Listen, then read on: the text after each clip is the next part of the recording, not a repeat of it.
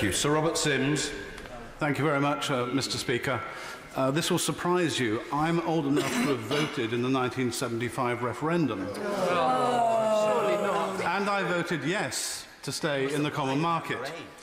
But what I voted for changed rather substantially over the years, and I became somewhat concerned about the way the EU had developed.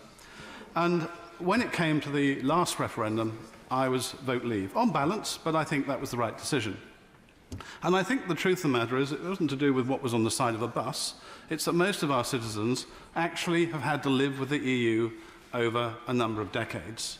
And there's just that general feeling that actually it wasn't very responsive to their needs, and that the British people have a certain native common sense, and that is that actually we could do better on our own.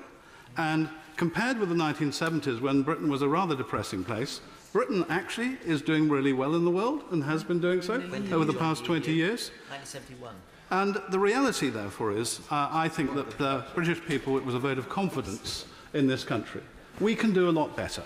We can be an open, flexible, dynamic economy in the world. And leaving the EU was always going to be a messy business, because any kind of divorce is. And there are compromises, and I pay credit to the Prime Minister for the work that she and the negotiators have done. It is a difficult job, and probably a thankless job, and it will be even more thankless next Tuesday when we have the result of what this House will decide. And I think there are some good things in the agreement, and I think that a lot of it I could agree with as a compromise to see us out of the EU. But there's something which I find very difficult to deal with as a Conservative Unionist. That's the Irish backstop.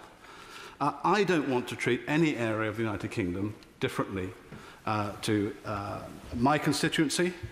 I think that there is a danger of getting us hung up in that arrangement. I think the advice of the Attorney General is very clear. And I think the Prime Minister needs to go back to the EU and say, deal on, providing we have a date to the backstop.